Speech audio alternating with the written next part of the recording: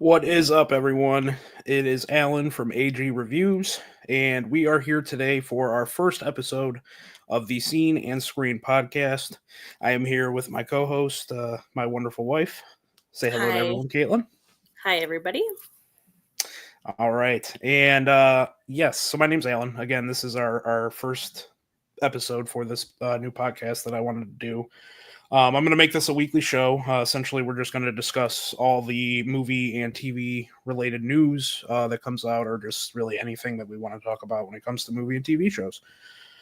So, with that being said, we can go ahead and get started with our first topic, which was one that we didn't actually advertise because it just came out today, and that was the Final Destination Bloodlines trailer.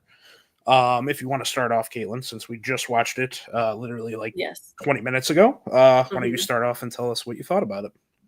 I mean, I thought it looked good. It's a Final Destination, in my opinion, just doesn't miss when it comes to movies. Yeah. I mean, everyone's traumatized by like a scene. Everyone has that one scene from one of the Final Destination movies where you're like, Yep. I don't know.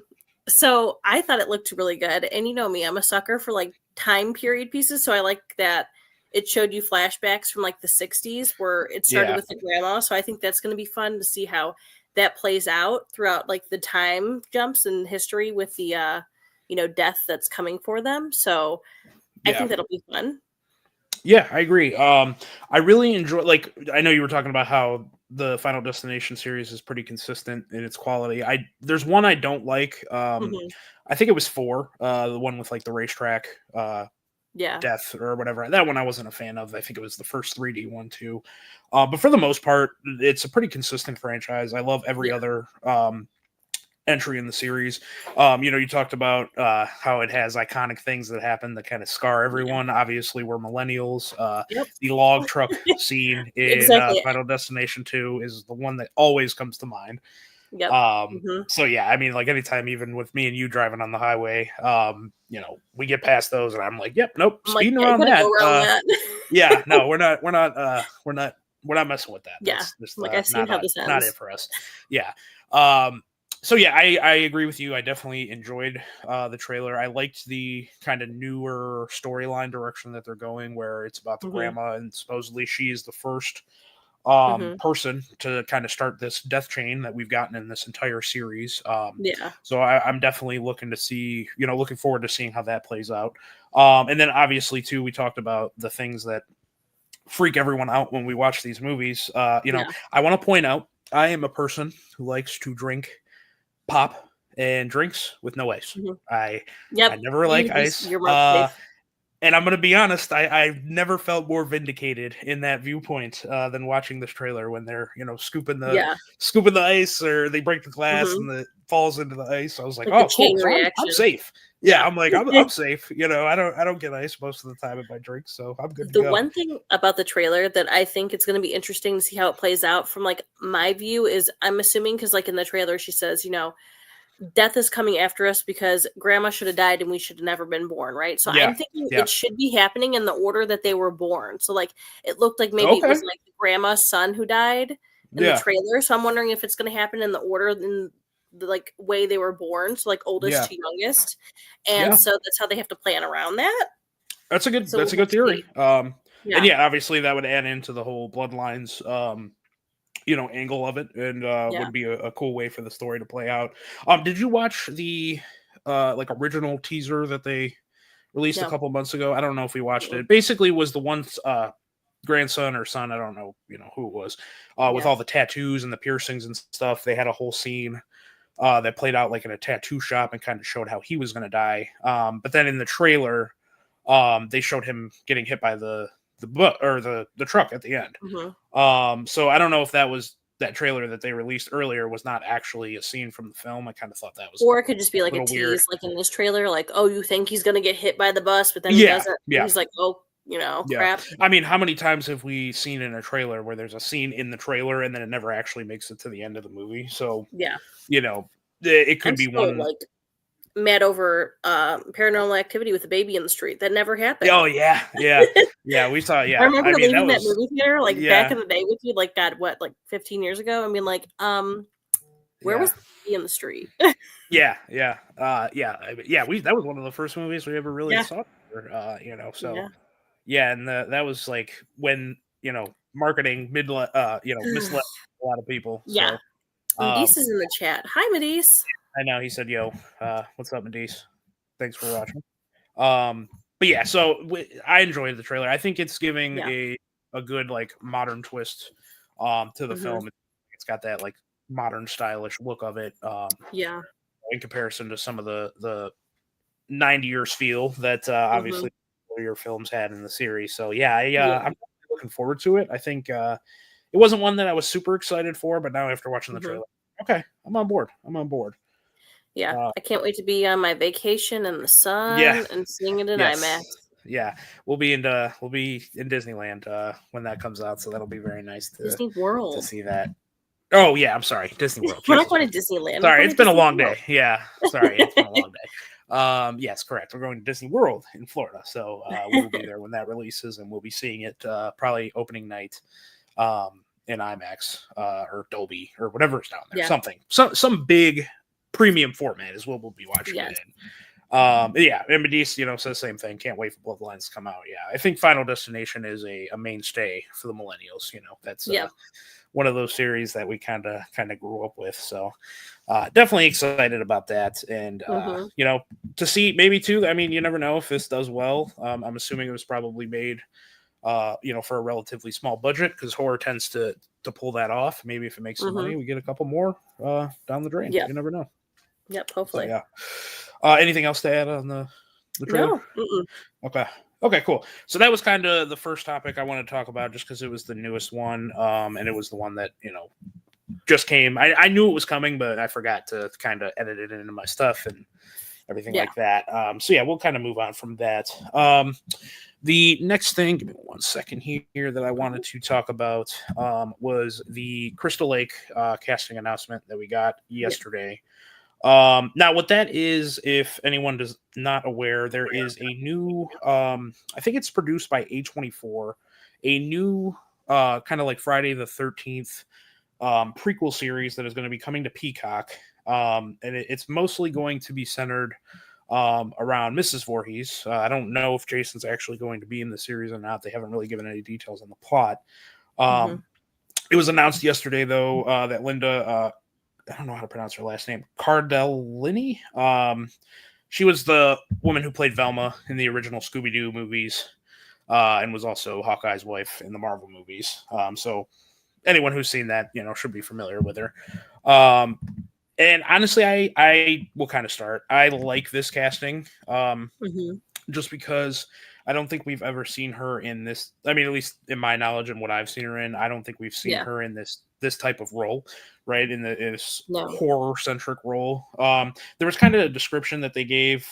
It said, she's believed to be a mother who had given up on a singing career to raise a special needs child and takes a dark turn when she loses her son. I mean, obviously that sounds like the, standard and OG storyline that we got in Friday the 13th. So yeah, so I very excited with that announcement. I think that's going to be good casting. I'm very interested in to see what she does with the role and kind of what that series is going to be as a whole, right? Because I'm a little frustrated with stuff like that, but I'll let you kind of give your thoughts before I dive into that a little bit more. No, I think it's good casting. I mean, I only know her from the Scooby-Doo movies, so I can't really I mean, I guess I saw her as Hawkeye's wife, but I know her more so. Some Scooby-Doo. things you saw with me. Yeah. Hey, she has horror experience. Scooby-Doo was a horror movie.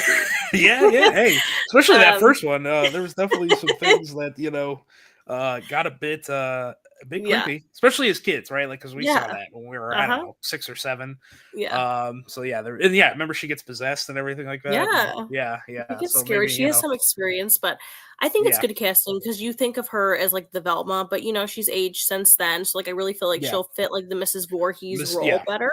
Yeah. So you got to look at it as like her currently. And I know that she could do good work based off what she's done in the past. So I think it's good casting. I'm excited for it. I mean, you are huge like horror fans. So any sort of like new horror that we could get, I'm down for it. Like sometimes I'm tired of like remakes of the same thing over and over, but Yes, we do. Was terrifying. Scooby-Doo was terrifying. Yeah, yeah. There was definitely But some, especially as a kid too. When you watched it, it was yeah, like, ooh, we it had was.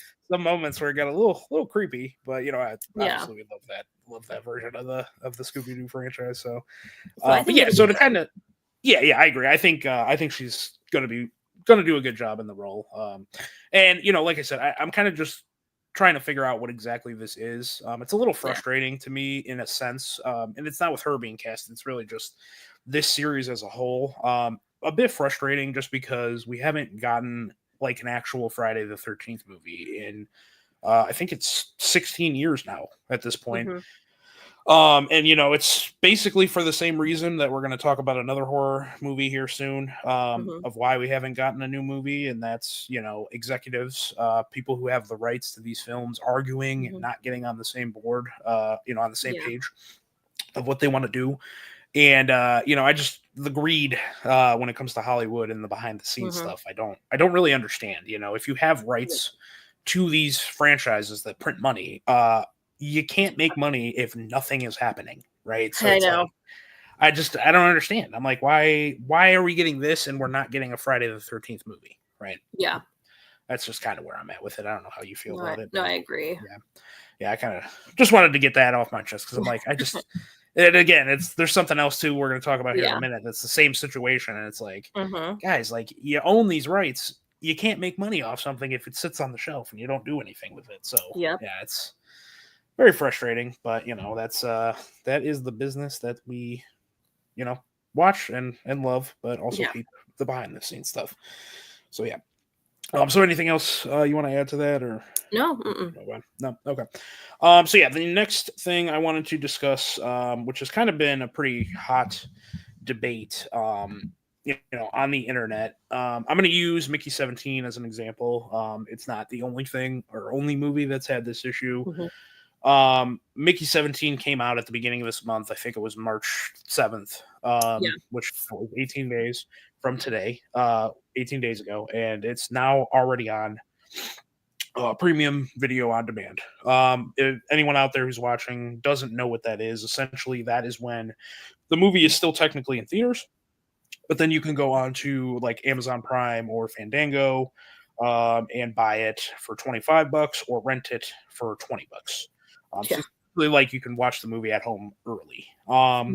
And there's kind of just been a lot of debate on like if this is ruining the movie theater going experience. I know, me and you, we don't go as often as we once did because we got kids now, but Yeah. we obviously love going to the movies. That's something we've Hmm. always done when we've been together. So like for you, I know you're kind of like a casual perspective on all this behind the scenes Yes. stuff, but like, what do you think about these movies releasing so early and just only a couple weeks after they release in theaters? Hot take. I like it. I do. I Okay. think that it's Yeah. I mean, I know it Yep. kills the movie theater industry. I do, and I Yeah. understand that, and that's like the part that sucks because me and you do like going to them, but Yeah. as someone Yeah. like you said, we have kids, so it makes it harder when you have a baby at home and you have a toddler at home to find time and get a babysitter to go see these movies where like you could pay $25 and just watch it at home and your kids are asleep in the other room and if you have to stop, you could pause it and I like those factors of being able to watch the movies at home. And not Yeah. even just that, like think about it from people's perspectives that are like, disabled people that are, like shut-ins, they can't get out of the house.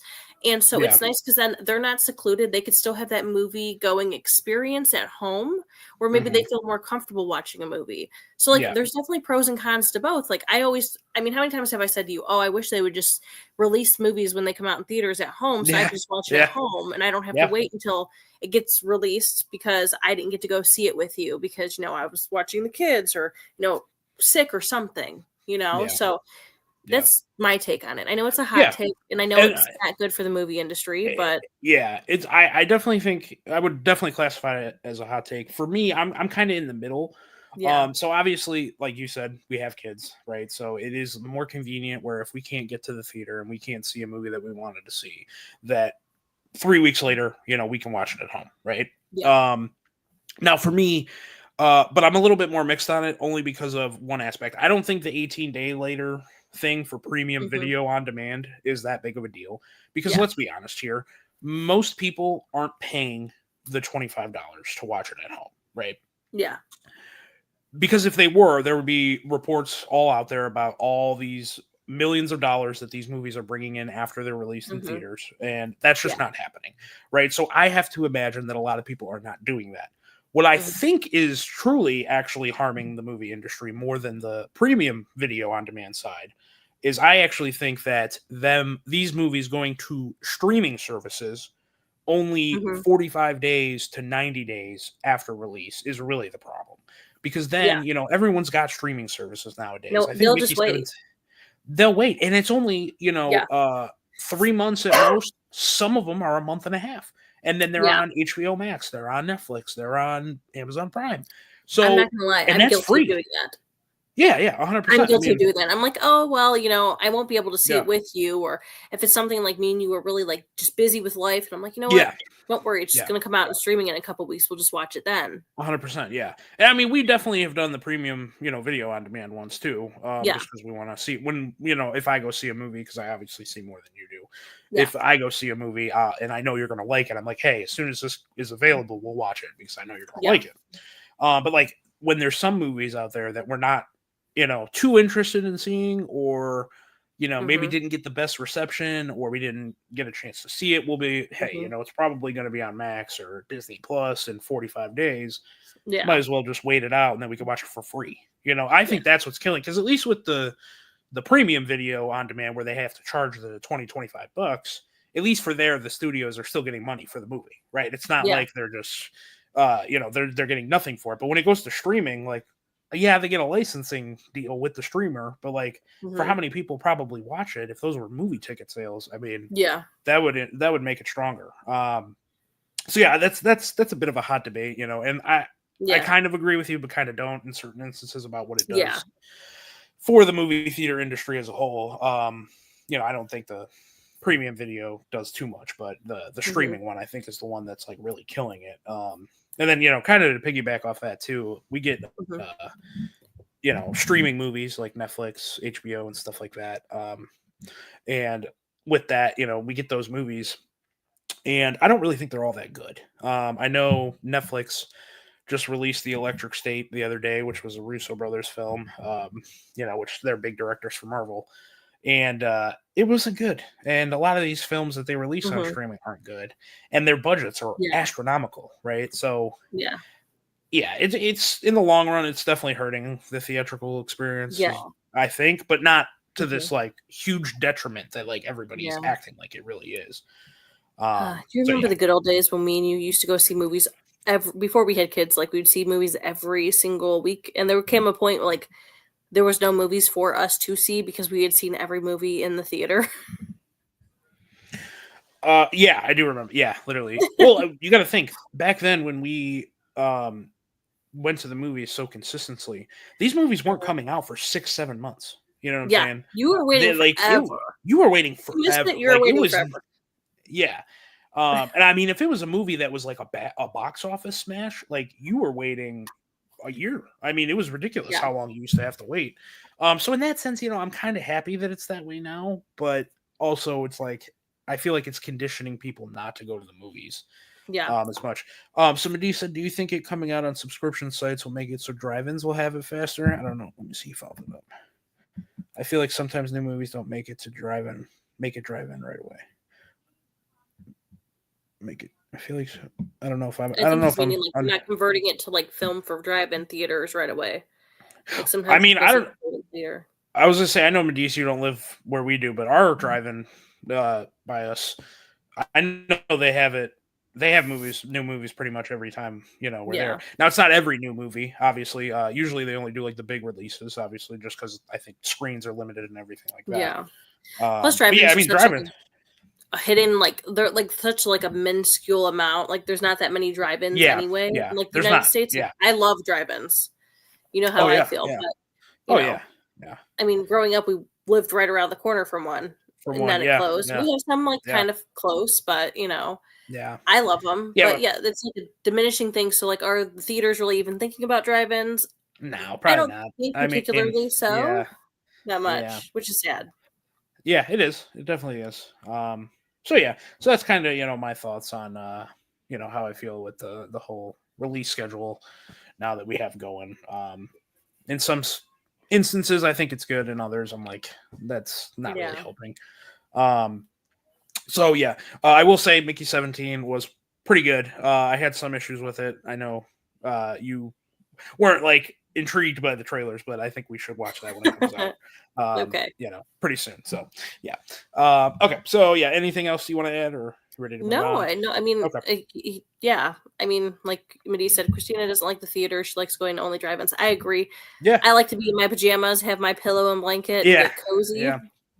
Yeah. And I can't do that at the movie theater, so I get it. For me, I think the only setback with the drive-in is schedule, right? Because like usually they're only open Friday, Saturday, Sunday, and for us sometimes usually week with my work schedule and your work, you're pretty good with weekends. But like for me, I'm off on weekends, but you work. Yeah, sometimes I work on the weekends, so it's harder.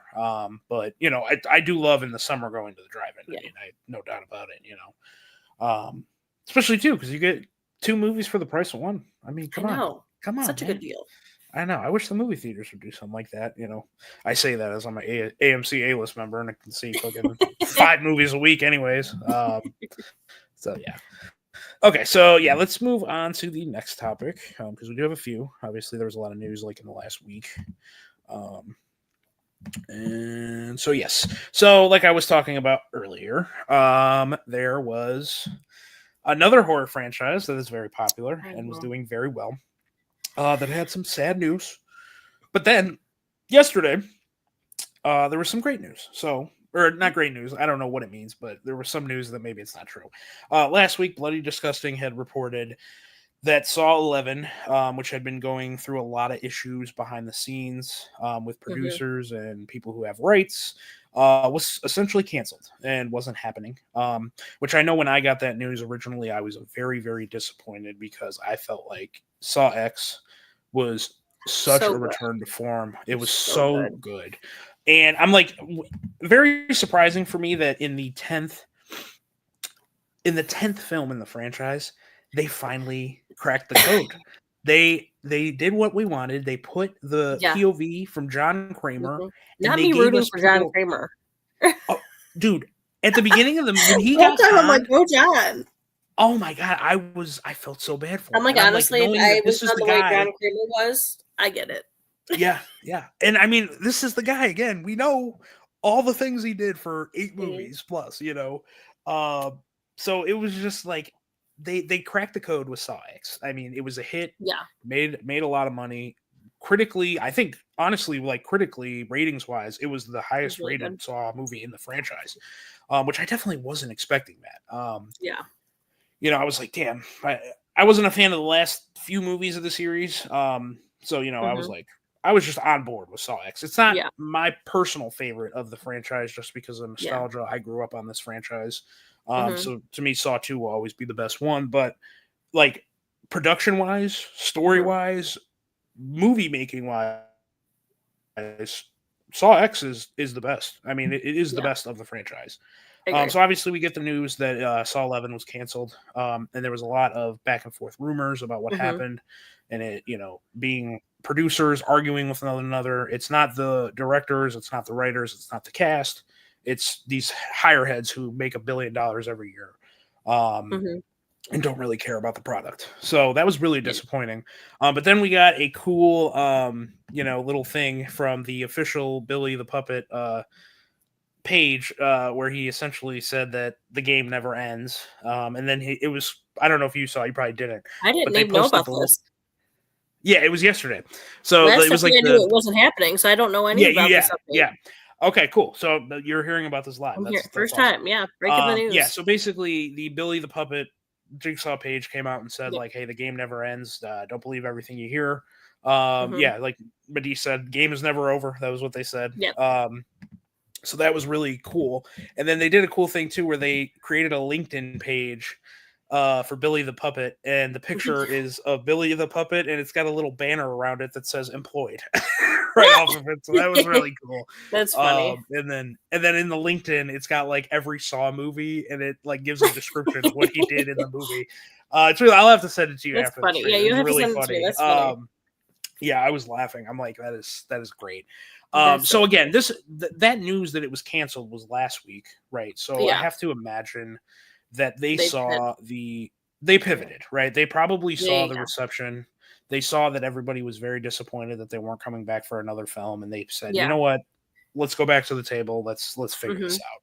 Yeah. So if it's not official yet or No. confirmed that they're Yeah. resuming production and they're going to move forward, let's hope that's the case because let's be honest here, Tobin Bell is very old. I mean, that man, he doesn't have a lot more years left of He's making Saw going movies. forever. Okay. Yeah, I mean, he's already been playing the role for 20 years at this point, and I mean, he was But pretty let's be old real here. He in the don't first even movie. like look any different for the most part. Yeah, he looks a little older, but nothing He looks pretty crazy, much the right? same. Like, Yeah, I mean, honestly, he looks the same because he was obviously dying from cancer in like the first 3 movies, so he yeah, looked really sickly and everything. So now it's like he just kind of looks the same. He doesn't really look he that just looks different. like he's never aged, really, for the most Yeah, part. yeah. I'm like, So, and oh, it's just like that is a series, in my opinion, that you can't.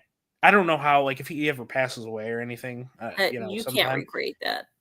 I just, I don't think it's possible. I mean, they I mean, tried I to was do really that. like skeptical when they did the last one with him, and I was like, how are they Yeah, going to bring him back? He's dead. I don't know about this, yeah. but like, it was it Oh, was it was perfect. incredible. Like the direction that they had going was. I was like, I can't believe we're at Saw 10, and this is the best. This is the best film of the franchise. Yeah. How is that possible? I mean, how did it take 10 How many movies for you times have guys you to crack said the the code? sequels typically are not as good as the originals? For the most part, like it's No, very hard to they're find a not. sequel that's better than the Yeah, original. yeah. Well, and two, a lot of those sequels when you had with Saw, and why I think Saw X worked so much better than a lot of the other sequels was you had Jigsaw putting people in traps that was like, you have unpaid parking tickets. Now you're going to fight for your life, and it's like, okay, like He was a that little wasn't like it. unjustified with some of the shit he was doing. Correct. And then when Hoffman came in too as the protege, that he was really Yeah. bad with it. He was just straight up murdering people by the end. So like we got really Yeah. away from what made Saw. And then too, they tried to do, I don't know if you even remember it, the Spiral, the one with Chris Rock. Yes, yes, yes, yes, yes. I Yeah, where it remember was that. like it wasn't It was Jigsaw, but it weird. was someone copycatting him, and like I Yeah. just didn't really like that movie. I thought it was kind of No. so yeah. So hopefully, praise to God that Yeah. we're gonna move forward, and it's gonna be the same Hopefully. creative team that was behind Saw X. From what I've heard, they had a script. Everything was basically written. Everyone was on board. It was just producers fighting over who's going to make the most money off of it, I guess. Yeah. So I really hope that we can get this made and continue this franchise on Yeah. for however long Tobin Bell decides to continue Exactly. to play the role. So Our 3-year-old needs another Billy popcorn bucket, okay? Well, for the last Saw, our daughter, she's 3. She was like 2 at the time. And we got yeah, that like light up Billy like popcorn the bucket that popcorn had bucket, an it was eyes on it. viral. Everyone was getting it. Yeah, And so we found it, and I was like, "Oh, that's cool. Let's get it." We yeah, brought it home, and our daughter loved that thing. loved Like it. she played Yeah, it, turned the eyes on, and she'd like yeah, leave it around the house, and it would look yeah, spooky. It's like yep, currently sitting on a shelf backwards because it freaks me out in the middle of the night when yeah, I'm walking and I just see it looking at me. yeah. And like I'm like, a normal 2-year-old would probably Probably be be scared of scared. that, but no, Yeah, yeah, not she's her. she's, she's one of us. Not her. She can Yeah, hang. maybe that's a sign. Maybe that's a sign, that she's She's gonna like be Halloween Horror horror Nights. lovers. Yeah, Sign me up. yeah. Maybe she'll be a horror lover like us. Yeah. I can only hope. I can only hope. So, all right. Anything else that you wanted to add on Saw No, I 11? think we're good with that. Okay, cool. So we will move on to the next topic. Okay. The other. This is. I mean, there's a lot of horror news. I'm just going to be honest with you. There's Yeah. horror has been bumping this week. I'll just be honest. All right. Bump. So Texas Chainsaw. It was announced. There's a reboot coming. Very weird rumors and everything about it. It was initially reported that JT Molnar, the guy who wrote and directed Strange Darling last year, which Mhm. was a movie I loved. I don't think you were as high on it as me, but you I definitely liked it a enjoyed it. lot. I Yeah, definitely like guessed plot points, but I liked it. you were very high on it, or at least I was very high on it. You were pretty high on it. Yeah. So it was reported that he was possibly going to direct the new reboot and write a script, and that once he was done with the script, that they were looking at Glenn Powell to star in the film. Mhm. Which when I first heard that, I was like, dude, sign me the fuck up. right now. Yeah. For one, when you watch Strange Darling, I mean, that is like, I don't want to spoil what happens in the movie, but like where it's at, it's a very secluded film. It's in the middle of, I don't even know where it's actually at, but it's in the middle of nowhere. So like the scenery that I know he could set up in a Texas Chainsaw scenario would be great. And then two, I just have a man crush on Glenn Powell. So, you know, I'm not going to deny ever wanting to see him. And then, but even with that, seeing him in a horror film, because we haven't had that. He hasn't been in horror yet. So like, I would love to see him tackle some horror. Yeah. So when you first heard that, like, kind of what was your thought? Were you in the same boat as me, or were you? Yeah, like, pretty much. I mean, yeah. I think it would have been good. I mean, he's a good director. He's made a good movie, like already in the past. Like, I think that he would bring a lot to the table. Yeah. And we know that Glenn Powell, as you said, he's been killing it in the movie. He's like been in like all these movies, and he's been doing really good. It's like actors go through these weird phases of like life where they're like casted in everything. Like, and it's like every like popular actor has done that, where it's like you turn around, there was Leonardo DiCaprio in something. Now everything, Glenn Powell, like he's in everything, but I've enjoyed him as an actor in everything I've seen him in. So I think he's kind of both of them, it would have been great. So I think that combo would have worked well. I mean, again, he went on. So essentially, after that was announced or reported, JT Molnar went on X and basically said, "Don't believe everything you hear." You know, a little bit vague for me, right? He didn't outright deny anything, you know. So I'm like, okay, well, what does that mean? Does that mean you're attached, but maybe you're not getting Glenn Powell? Who knows? So I'm not going to sit here and outright say, hey, it's over, and that's not what we're getting.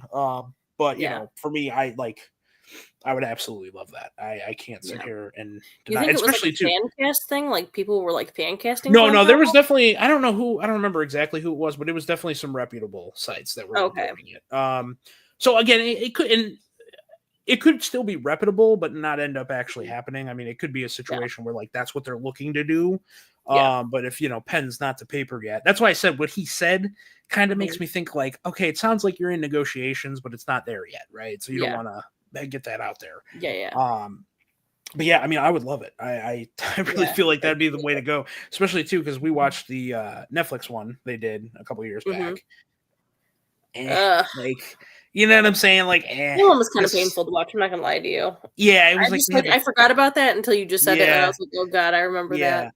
I mean, the best scene was when he gets on that party bus with all the annoying children or teenagers and just hacks them all up. That was the best part of the entire movie. And then they kind of if you remember, they tried to do like the Jamie Lee Curtis where they brought back Sally from the original. Yeah, I was like, who gives a fuck about Sally? Like, sorry, nobody Sally. cared about Sally. Didn't remember you. You're no Jamie Lee. Like, calm down. That's what I'm saying. Like, she wasn't a epic final girl like Jamie Lee or Sidney Prescott was. Like, she was just fucking Sally, you know? So yeah, I was not a fan of that. So when I heard that, I was like, oh, that's the direction to go to get me interested and to get a lot of people interested. So yeah. So if it doesn't happen, okay, but you know, let's hope it does. If anyone, the powers that be, for some reason, is watching the Scene and Screen podcast on March 25th, 2025, let it happen. I am telling you that there are a lot of people who want this to happen and will be happy if it happens. So. Any final thoughts on that topic? No. I think that was pretty good. Okay, cool. So let's move on to yet another. Hold on one second here. My computer is acting up a bit. Yeah, I was gonna say you're kind of getting like weirdly like laggy right for a minute. Like you were sounding like kind of robotic. Am I back? You're back. Okay. Sorry about that. I don't know, something must have opened on my computer and I lost you for a second. We were having technical difficulties. That's why we started a bit late. So FYI. Yeah. Sorry, guys. Happening. Yeah. Okay. So we'll move on. Another horror announcement. Essentially the other day, they came out and said, that the Strangers Chapter 2, they gave us the release date for that. That is going to release on September 26th, 2025. And I'm going to be honest with you, I'm very freaking confused as to why we are waiting all the way until September to get this movie. I'm going to be honest with you. Did you watch the last one, Chapter 1? Yeah, I watched it with you, and it was like almost a scene by screen like remake of the original. It was a shittier version. Yes, Yeah, it was a it wasn't as shittier good, but I was version like, of the why remake would I of the watch original. this if I've Yeah, seen the original? Like, there was nothing different. It didn't give me anything that I was like, oh anything. wow. Yeah. And for me, so when I heard this yesterday, particularly remember when this movie was first announced, the chapter 1 was first announced. They announced it that they filmed this whole trilogy back to back. That was the Yeah, whole, thing, selling point of it. This was going to be a new yeah. story. And they, shot it back to back. So we were going to get it quick. From my understanding, Yeah. originally it was the first one was going to come out when it did, like Mhm. Halloween season last year. Yeah. This one was supposed to come out by now, basically, like the first quarter of this year, and then in Yeah. like the back half of 2025, we were going to get chapter 3. Yeah. So I'm gonna hope and pray that maybe they went back and did some reshoots and tried to fix some of the story, because I thought Mhm. it was pretty obvious as to what this trilogy was going to do, and where it was Mhm. going. For anyone Yeah. who hasn't seen the first one, it was very heavily hinted that essentially the entire town that they're in are all strangers. And Yeah. that was kind of what they were going for. And the fact, I think maybe they thought that we weren't going to figure that out, and it was going to be some type of mystery, and we were going to be Yeah. shocked when they reveal this in chapter 3. But I'm like, I saw that coming like in the first trailer when they released Yeah. the trailer. I was like, ugh. So yeah, I kind of just wanted to rant about that. I'm like, I Yeah. don't really understand why we're having to wait this long. Mhm. Truthfully, if I didn't do this, reviewing and this type of stuff, I don't know if I'd even go see chapter 2 and 3, because that first one was just so bad. I And I mean, was just not a fan. for me, I think they're probably just going to release it in September because it's close to Halloween season, and they're going to be like, "Oh, everyone's going to want to go see a scary movie around Halloween. Correct. Yeah. You're Yeah. going to make a lot more I money if agree. you put it at that time of the year." Yeah. It's like if you put a Christmas movie out in January, Yeah. it's not going to do as good as if you did it in like November to December. Going into Christmas. Yeah, I get what you're So saying. it's like The they're only doing it problem with that, September though, into October. yeah, the only problem with that though is the last one released around Halloween and it fucking bombed, because it was I don't terrible, know. right? So it's like, okay, and again, the selling point of it was that it was, hey, we're gonna release an entire trilogy in a Well, year. they got to have the merch too. They're going to be like, "Hey, Halloween, spirit, Halloween. Here's our Strangers Like, yeah, 2 Halloween yeah, costumes. Everyone's going to want to buy, and their kids are going to want to yeah, wear, and we'll have the like. I mean, like they do it for multiple reasons. Because for one, I think they're going to make more money because of the like theater experience around Halloween. For two, like the costumes and things like that, they could sell. Like, no offense, no one's yeah, going to want to be the Strangers 2 from back in April when it's yeah. October and it's not on people's mind. Well, yeah, but then Strangers 3 was supposed to be coming out by that time, so it made Yeah. sense. But I don't know. I But mean, like I'm it's gonna be probably more honest too. realistically like what you said. They're probably doing reshoots. They're probably having like issues I behind the hope so. scenes. Is why they have to delay Yeah, it. I hope it's not issues. I hope it's, hey, we realize that these movies suck, so we're trying to fix it. That's what I'm Yeah. praying for. But my hopes aren't high. I never really thought The Stranger should have been a franchise in the first place, Yeah. truthfully, because that first movie, it was very It was basic. It was good. very simple. It was good. I'm not hating on it, but it wasn't anything The that I felt OG I'm like. talking about. Yeah, yeah, yeah, Yeah. yeah. I didn't I liked the original, but I just didn't feel like it was anything that would warrant a franchise, right? It Yeah. wasn't, the concept of it's not super complicated or super crazy, so it's like I didn't really see it going past a couple of movies, but we're about to Yeah. have 5 by the time this trilogy is said and done. So I mean, I guess they want the whole town to be. I mean, me and you have drove into some states. I'm not going to mention the states for oh, we've been in some stranger towns. I we've will been say into that some for stranger towns and states. So like, sure. I Yeah, mean, yeah, yeah. No, I get it. you know what I'm talking about. So like, Yeah, for sure. absolutely. I Yeah, mean, I get it, but like, is that yeah. going to be a draw in for me to want to watch the whole town just hates everybody that's an outsider and wants to just like no. Well, again, maybe if the writing was better and they made it a little more clever and didn't give it away in the first 30 minutes of the movie, I'd be like, Yeah. okay, but it wasn't. It was obvious. So, Yeah. okay. So yeah, we can move on. I just, All wanted right. to complain about that a little bit because I was very confused as to why why we're waiting this long. I feel like we should just get this shit over, release it on Max and call it a day. Call it a day. What towns, Medice asked.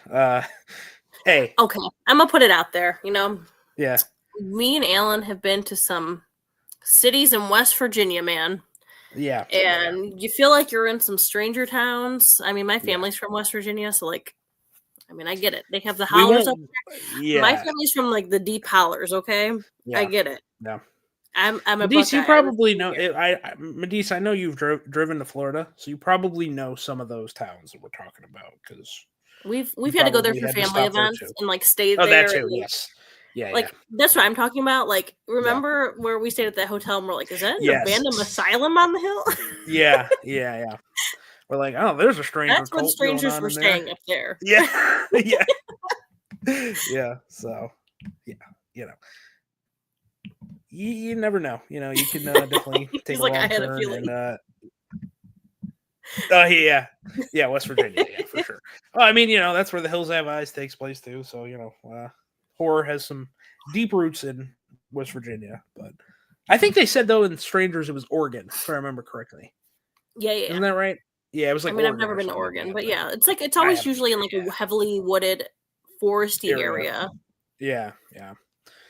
So yeah, okay. So let's move on. I didn't really want to talk about The Strangers that long, truthfully, because I didn't like that movie.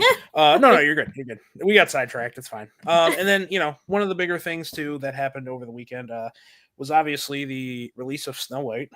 Surprise. The non-controversial film that came out last week. Yeah. There was no controversy attached to it whatsoever. None. Yeah, so it bombed. Go ahead. Mhm. You were gonna say something. No, you go ahead. Okay. Yeah, I mean, it bombed. I think everyone and their mother could predict that was going to happen. I had the official numbers here. So yes, it made 43 million opening weekend, which if you compare it not even to Disney movies as a whole, just the live action remakes, The Jungle Book made 103.2 million. Beauty and the Beast made 174.7 million. Aladdin made 91.5 million, and The Little Mermaid made 95.5. This is along the same lines of Dumbo, which was 45.9 million. So, and this had a reported budget of $280 million. $280 million. Now, the reason for that, and I know you're not as like in the know of behind the scenes stuff with me as I am. But essentially the reason for that was when Rachel Zegler made the comments, 3 years ago, I think it was, when they filmed, about the dwarves not being in it, the prince not being in it. Essentially, they saw all the backlash and they went back and did reshoots. So I'm assuming that ballooned the budget out of nowhere. CGI definitely had a lot to do with it. Yeah. Which I saw the movie. It wasn't the worst thing in the world. But it wasn't great either. It was really in the middle for me. Like for me, I don't even really like discussing like the whole controversy thing about it because I feel like it's kind of been pulled into politics and it becomes just an unhinged. I mean, okay, yeah. I mean, listen, the comments that Rachel Zegler made were kind of douchey, kind of condescending, right? I mean, she made. My thing is that like I liked Rachel Zegler and the Hunger Games franchise that we watched. I did. Yeah. I thought she was good in that. I'm not hating on her as an actress. She's a good actor. She could do good jobs. But it's just like, on one hand, too, it's like, why take a job of something that you seem like you just like genuinely deep in your heart don't care for, you don't like? Yeah. And that's what turned people off. Like, I could care less. I'm not like a huge Snow White fan, Like, I like Disney. Yeah. Snow White's not on that list. It's okay. But, you have these people that are like diehard fans of this franchise, and you're just like, the movie sucks. I don't like anything about it. It's outdated. It's outdated. It's like, well, girl, then why did you take the role if like that's how you feel? Like I get you got to get a paycheck. At the end of the day, it's a paycheck for her. I get that, but like, you would think that you'd be like, oh, I love this. Like trying to get people to see your movie, bring them in. It's the way she went about that. Yeah, very much so. Like I think the criticism of her has gone a little too far. I don't think it's been warranted what she's been getting, truthfully. But the original comment she made, I didn't like them when I heard them. I was like, the way she kind of said it, it was a little bit condescending and like, it was like, it is an outdated movie. I mean, it came out in 1937. And maybe she didn't almost mean 100 years intentions when she said it. But I don't think she did. Off that way, and then like people ran with it, and it's like you could say one thing, and everyone has this experience. You say one thing, and then people take what you say and run with it, and they turn it into something more. And I do feel bad because people have like made fun of her, and they went on like big rants about it, like the way she looks, like you're an ugly troll, and this. It's like it's not that serious. People like it's not. I think outside of the controversy and the stuff. I mean, like regardless, yeah, she said something that made her seem unlikable. Okay. Yeah. You could say that about 90% of Hollywood. I mean, Jesus, Yeah. people, like, Come come on. But because of the fact of the wokeness of the movie and the political angles, I feel like she's just been bombarded with hate that I don't think she necessarily deserves. My issue with this film and why I think this bombed is I think people are just over this whole Disney live action remake trend that they've been doing, where they're basically just saying, hey, we are creatively bankrupt. We have no new ideas. You know, come give us your money. I find that so hard to believe that like a team as big as like Disney, Pixar, you know, whatever, all these studios that they have. All of the studios, studios, creative ideas. Like I just like yeah. don't understand like why do we have to keep making reboots and like live actions? Like we don't need them.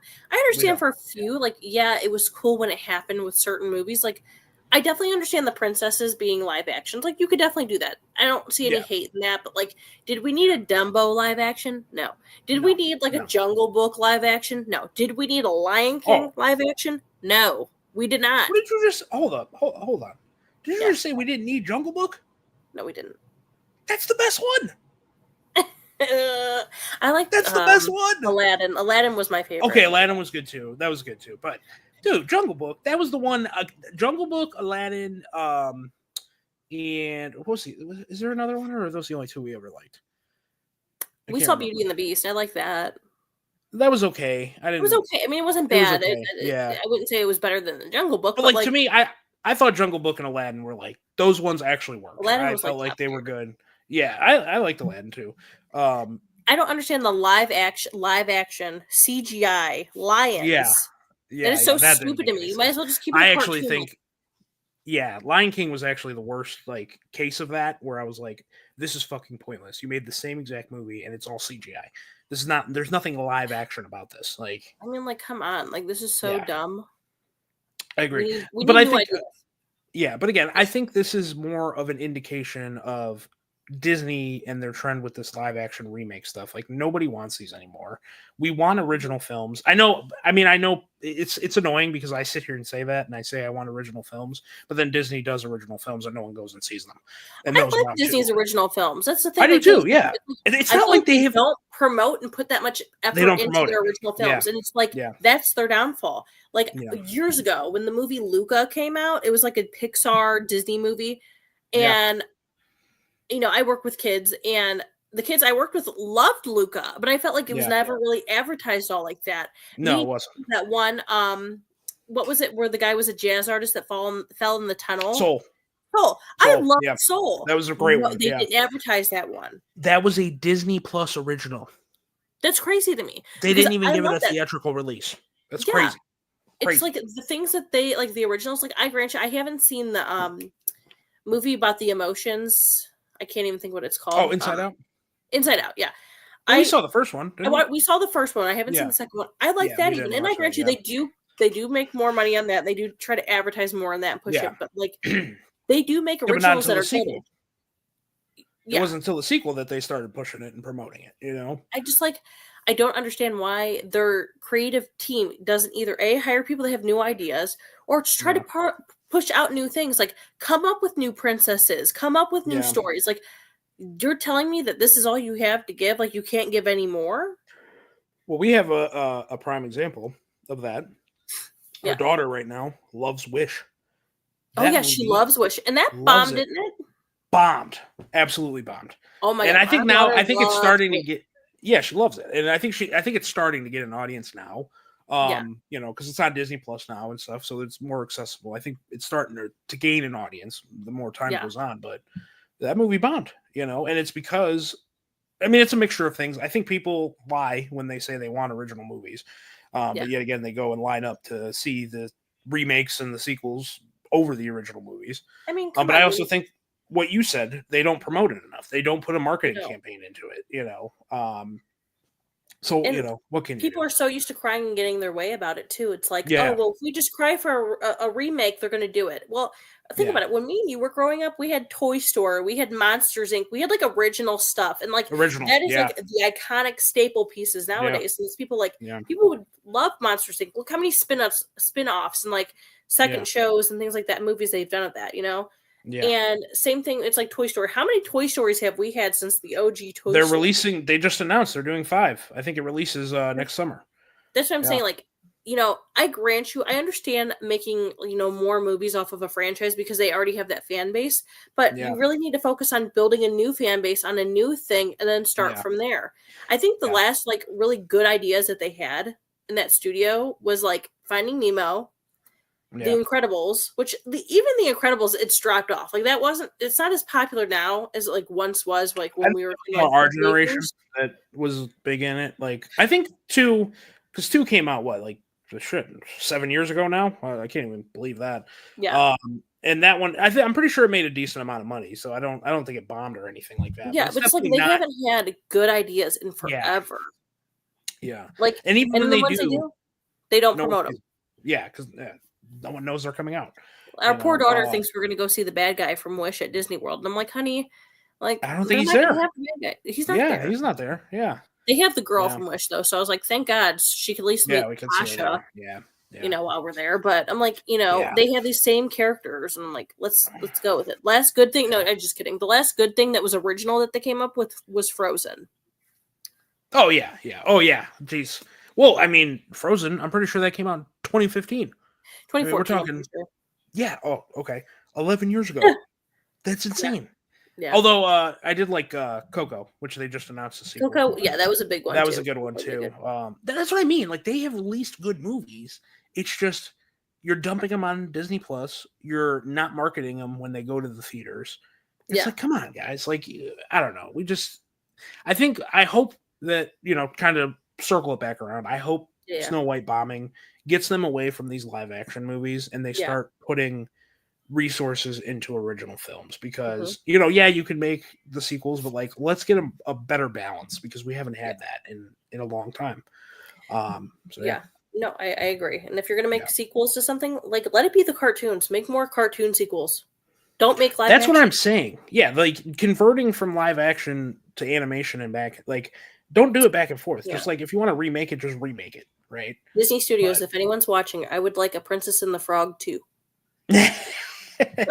Okay, let's try to get her pitch. Movie Well, if pitch anyone's interested, they Yeah. don't have any more. They just have the original. You have the new ride, Tiana's Bayou Adventure. Yeah. Like, make Yeah. a sequel of that. Just saying. Yeah. Okay, so we're gonna move on. We kind of talked about Go that ahead. for a bit. This will kind of be a quick one, just because you know absolutely nothing about this. Nope, We will you're go good. into Mortal Kombat 2. So they just did a first look at Mortal Kombat 2, released a bunch of pictures of the new cast and characters. They had Mhm. Carl Urban as Johnny Cage, which has been a very controversial topic of discussion. Which I think is rightfully so. I don't know how much he actually fits the character. Because you don't play Mortal Kombat, you don't really know who Johnny Cage is. For context, I know what Mortal a lot of Kombat is. you've seen me play it, right? But you've never like learned the lore or anything like that. No, I don't intend on it. But it's okay. Yeah, for context, fan castings have for years said that The Miz should be Johnny Cage. Which I'm gonna be honest, I don't know about The Miz's acting abilities, but Yeah. the look and the personality is on point. I think he would be great as Johnny Cage in that way. He would just need to, kind of tweak things to be an actor and do that. But so when you look at Billy Butcher, Carl Urban, I'm like, yeah, he can have the attitude, but I don't know about like the swagger and the persona and everything of it. I'm a little weary, we'll see. I was a fan of the first movie. I thought it was actually very well done. It was very cheesy, right? But I mean, the game's cheesy. I mean, this is a game where you fucking rip people's heads and spines out and shove them up other people's ass. I mean, this is this is not a realistic. It's very over the top and very cheesy, and that's the whole point. So, I kind of just wanted to give my quick thoughts on that. I know you don't really watch, so I won't spend too much time. No, I don't. I'm sorry. Yeah, so we can kind of move on to that. This will be the last movie-centered news that we're going to talk about. You're not really too involved with this either, but it was recently reported by some reputable sources that there will be a female villain casted in Spider-Man 4, which will be the Tom Holland-centered one. There's been rumors all over the place about this film, about whether or not it's going to be a street-level movie, it's going to be another multiverse film with Toby and Andrew. We just don't know at this point. Sadie Sink was casted in it as well, and like people are running wild with who she is. But a lot of the rumor mill of who the villain is going to be Sydney Sweeney. And when I hear that, I'm confused. Because one, she was just in Madam Web. I was just gonna say what. Yeah, she was just in Madam Web. I'm gonna hope that Marvel and Sony kind of just act like that never happened, because that was a steaming pile of dog shit. So, and Sydney Sweeney has the star power to kind of say, "Hey, I don't ever want to associate myself with that again." But then when I hear that, my mind just immediately goes to Black Cat, and that she's going to be playing Black Cat. Yeah. But then I wonder, like, if we're going multiverse, how is that going to be a thing, and how's that going to be big enough for that? So then I'm like, are we going street level? Are they going to bring in Daredevil, Kingpin, Fisk? I don't know. I'm very confused as to where they're going with that. So yeah. So I mean, I don't know. I know you're not the biggest Spider-Man Tom Holland fan. I know that's one of your probably least favorite Spider-Man, if I had to guess. How do you feel about it? I mean, she's a good actress. I mean, she's pretty much in everything. Yeah. She's like that Euphoria contract is finishing up. Yeah, I need to get me some jobs. Yeah, we didn't do a topic, but thank God they finally started filming. Thank God. I mean, it's kind of a little too late, R.I.P. Yeah, I mean, 5 years later. Angus Cloud. I'm like, he was my favorite fucking character of the show. And of course, like, sadly, he passed away in like the real world. So, in real life, I mean, it's easy for them to write off his character just because like where it ended and everything in the show. So at least he could have like an easy, departure from the show. But I'm like, it's so hard watching a show that I love for that one character. And it's like, I have characters I can't stand. We're not going to speak of that. But like, their show, like, Jules. Jules and Rue together. I don't mind Jules individually. I don't mind Rue separately. But like them together is just so toxic. I can't do it. Yeah, I agree. That's my problem. But yeah. We kind of delved into Euphoria there, which we'll save that for another time once we get some more news about that. Sydney Sweeney, like I said, I would love if she's casted as Black Cat or even any other villain. I think it would work. It'd be a new side of her. Yeah. You mean Catwoman? Catwoman. Yeah. I mean that's kind of the style. Isn't though that the that same I would person? imagine. Or no, that's not the same person. No. Yeah, it's the Batman universe, right? Yeah. Well, Zoe Kravitz plays her now, Catwoman. Yeah. Remember in the Batman? Yeah. But I would be excited if Sydney Sweeney was in that villain role too, because we never really got villain from her. I mean, Cassie was kind of that, but obviously that was in a way different context. Crazy. She's just like that. Yeah, she's crazy, but I mean, that town ho bop that everyone has is just like, ooh, okay.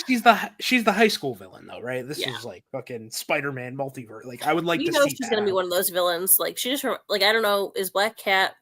Yeah, I know the story of Black Cat. Never mind. I remember the video game. Yeah. You remember? She's the video game. Yeah. Girl, that's just like. Oh yeah, that's why I said. I'm like, dude, Sydney Sweeney can do something good with that. She's gonna sell it because she'll do good. Like, let's unzip this a little bit right here. Yeah, we're gonna put a little there. Well, nowadays they might not do that. You never know. I don't know. But yeah, so that's why I said, and because obviously Zendaya is MJ in Tom Holland's universe. So, hey, we can work something out here, man. This could be good. This could be good. So, all right, we'll move on. We'll move on from that. That'll be the last movie news that we got today. So we'll kind of move on to TV. Okay. And we're going to start off just because me and you have done about 6 hours worth of talking about Dexter in the last couple of weeks. We're going to continue that and talk about Dexter Resurrection. That has been announced, that's coming this summer. It's been filming the last couple of months, and we have just gotten a absolute firestorm of cast announcements of the people who are in the movie. So I'm going to go through this list and just read the cast. So obviously we got Michael C. Hall back as Dexter. We have David Zayas back, who is Dave Bautista. Dave Bautista. Is that his name? No, Angel. Oh my God, Dave Bautista. I'm thinking of the wrestler, Angel Bautista. I'm sorry. Holy crap! I am like Batista the wrestler. I'm thinking of Batista, I'm thinking of the wrestler. Yeah, I'm gonna. Batista. Yeah, Jesus Christ. Sorry, who's Angel Bautista? We have Jack Alcott, who plays Harrison. So he's back. Okay. James Remar, who plays Harry, the original Harry, not the one from Original Harry. Sin. Okay. Yeah, the OG Harry. So he's back. And then the new cast, we have Peter Dinklage, which is Tyrion from Game of Thrones, which is crazy. I think that's awesome. And he is rumored to be the villain, by the way, which I am very interested to see how that's going to play out. We have Uma Thurman. Okay, Uma. Beatrice from Kill Bill. This is what I know her from. That's how I met that's her. crazy. John Lithgow will be back as Trinity, probably in some type of vision, if I had to guess. And then yesterday, Oh, go ahead. Sorry. Were you gonna say he ain't gonna have time because he's doing Dumbledore? Gonna be Dumbledore. Yeah. Now that hasn't started filming though, so okay. I think we're still okay. Yeah. Okay. Because they haven't even casted Harry or anyone else, so we still got time before that starts. Okay. So we got him. We have David Dastmalchian. I can't pronounce his last name. He was the guy. Do you remember that movie, The Late Night with the Devil, that we watched? No. Where it was like the horror movie with the late night talk show guy. Who? Yes. Yes. Yeah. And he played Polka Dot Man in the Suicide Squad. Yes. If you would have just said Polka Dot Man, I would have. I know. I should have led with that. Yeah, I'm sorry. I should have led with that one. I forgot about that. But yeah, so he'll be in it as well. And then we have Kristen Ritter as well, who played Jessica Jones and Jane from Breaking Bad. Yeah. What the hell is this show going to be? I'm insane. I'm very confused. I hope Jesse obviously pop out too. Why not? Yeah, right. Yeah. Just bring him in. Sure. Get Mike Ehrmantraut while you're at it. Too. My God. Yeah. Seriously. I'm just like, I'm excited. Obviously, I love Dexter. Yeah. I'm intrigued.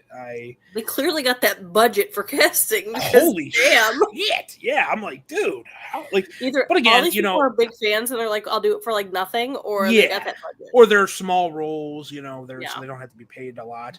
But I'm just like, dude, like, what is happening here? Like, this is a freakishly large cast. We didn't really talk about it too much in our original Sin breakdown, but it was really weird how we kind of touched on it, but it was really weird how they followed up New Blood, where like Dexter's alive essentially and he's in the hospital.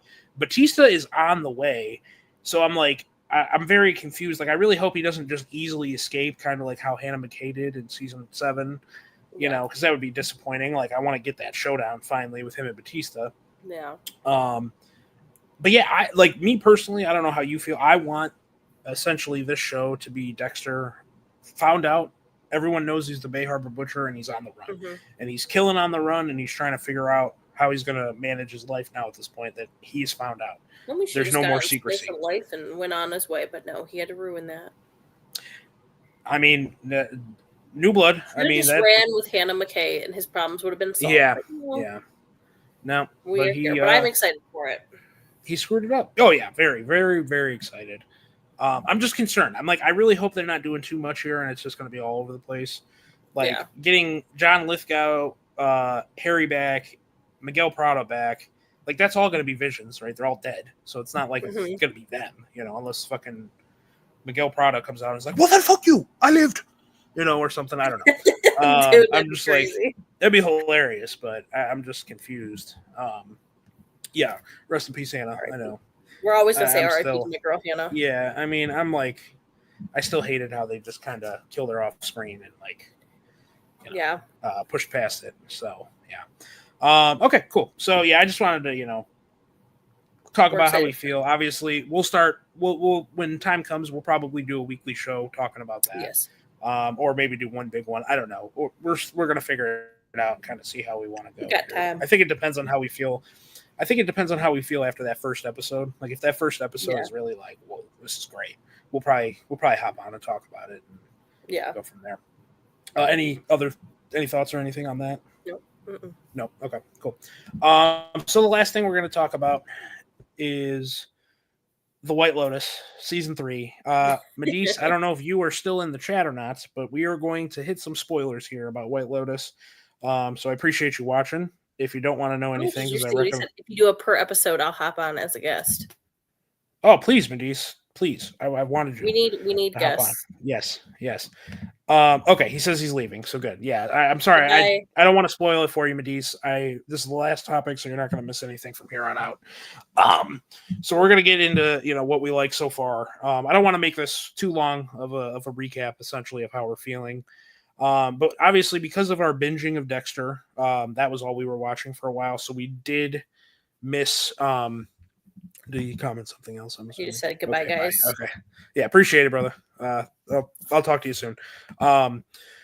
So we didn't really get to watch this week to week, at least at the start. We're caught up now. We just caught up yesterday, and we did it all in like a week because we were very intrigued by what's been going on so far. Yeah.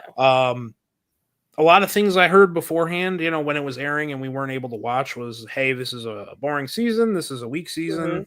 Definitely pales in comparison to the first two. And my only comment to that is, what the hell are you guys watching? Because I have enjoyed the hell out of this season so far. And I think it's up there with season one as the best season of the show so far. And it might even top it if it ends up, sticking the landing and giving us a satisfying ending. So there's, the White Lotus has always been a show that has had multiple storylines running through it each season. It's an anthology, so you don't really get the same characters every season. So like we'll kind of just start, like, what is your favorite storyline so far that we have gotten throughout this season? Yeah.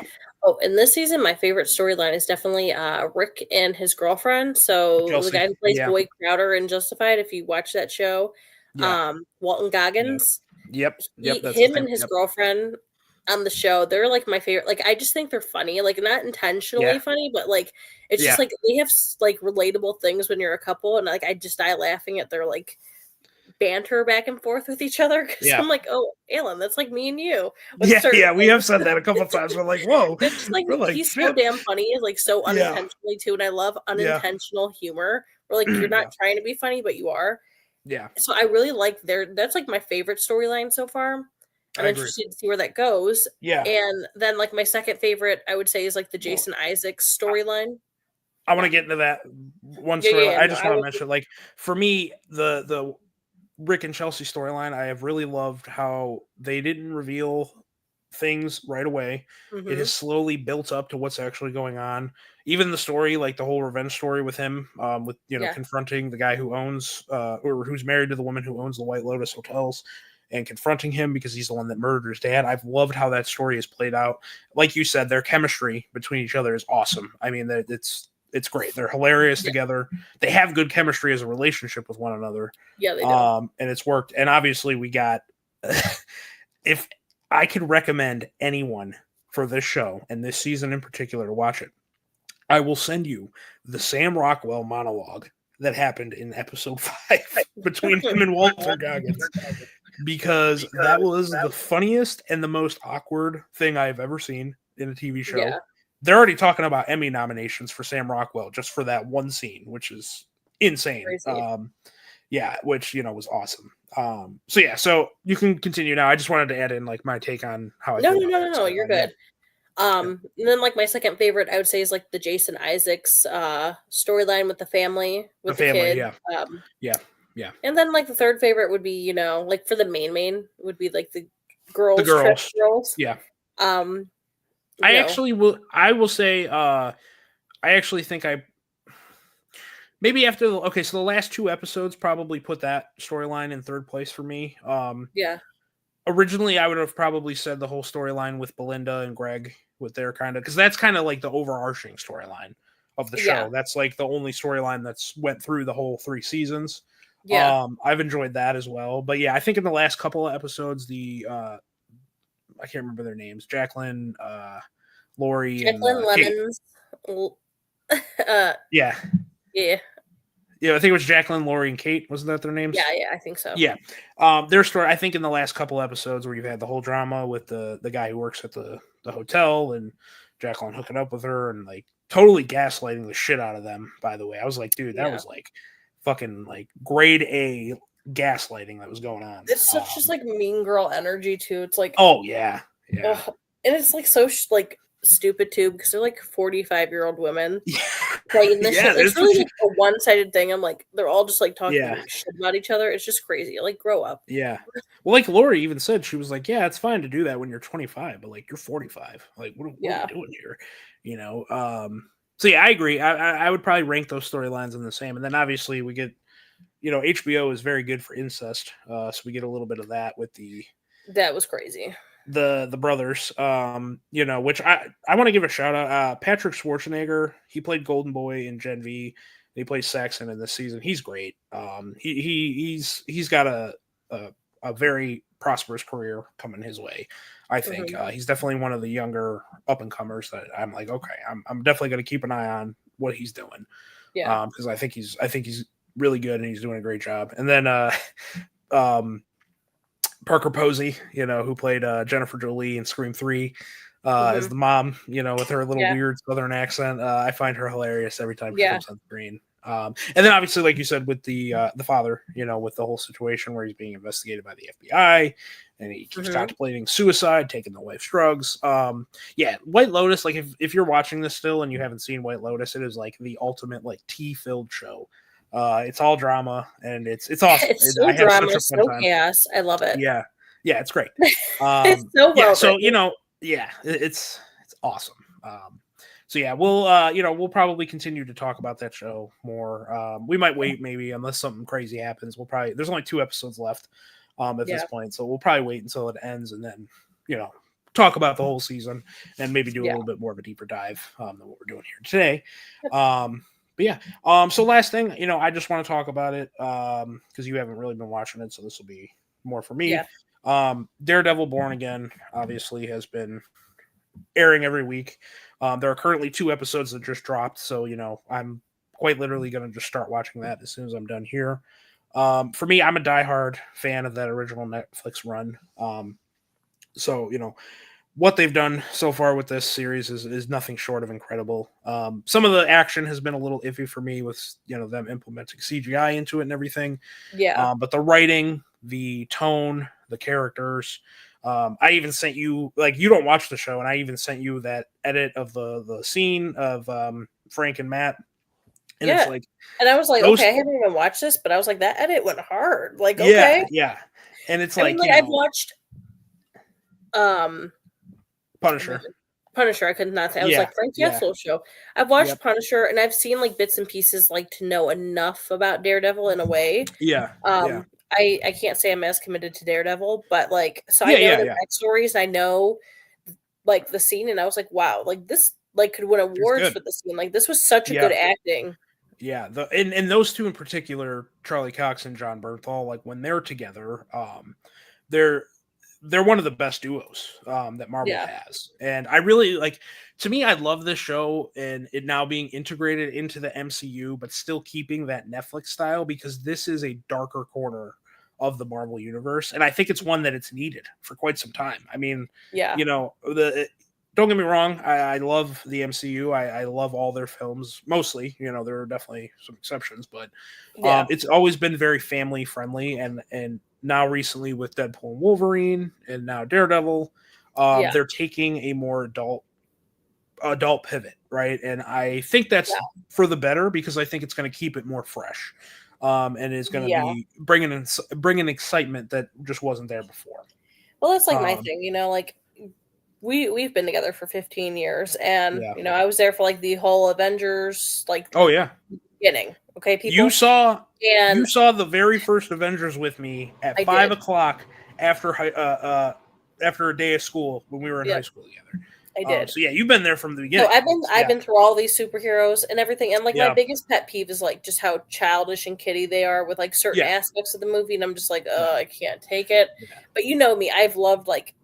The Punisher. I've loved, like the adult-centric movies. Like, I know it's not Marvel, but like even like when they go the X-Men. Like, I've always liked the more adult-friendly type movies. Yeah, that's Marvel.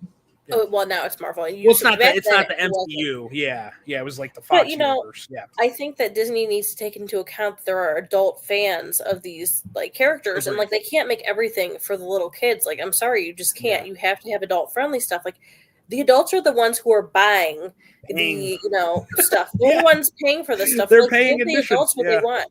Okay, not everything has to be geared towards, little kids. Like, give them their little Captain America, give them their, Iron Man and little kid shit like that. But like, leave certain characters for the adults. Don't change John Bernthal as Punisher. Like, that man is perfection, and we don't need anything changed. Well, and I think this show in the way it is, the fact the original concept of this show. Yeah. Did you watch She-Hulk with me? I don't remember. I did. And you watched the Daredevil episode where he showed up? Yes. Yeah. So, from my understanding, the original concept of the show was supposed to be more in line with that. He was going to be a little bit more lighthearted, a little bit more jokey, and they approached John Bernthal to sign on to that, and he said no. Like, nah. And he said, "I'm not doing that. I'm not compromising what Punisher is and what my version of the character was."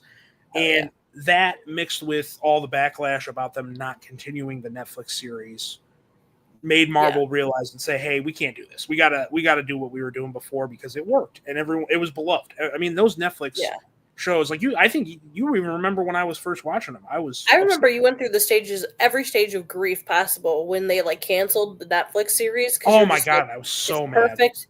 Yeah, nothing's ever going to be as good ever again. John Bernthal is my Punisher, and I stand by it. And like, well, they canceled Daredevil, and then like 6 months later, they canceled Punisher, and I was like, and you were just like going through it. So upset. Yeah, it was rough. So I'm very happy, and I'm very grateful that Marvel has decided to bring it back and to keep it in the same vein that it was, in that original run. So I'm very grateful. I'm very happy as a fan. I've enjoyed it, and from people who have seen it fully and have watched the full season, I've gotten a chance to see it, have said that it only gets better as it goes. So I'm very much looking forward to it. There's 2 episodes that they just dropped, so I'm kind of looking to get off here now and go watch those, so I can get those done. So this is going to be the end of our first episode of the Scene and Screen podcast. I thank everyone who has watched.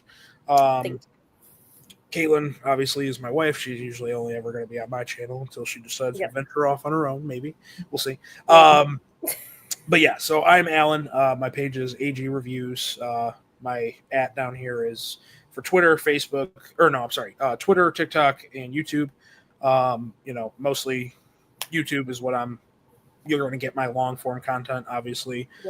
So we plan on doing this weekly, Tuesdays at 8:30.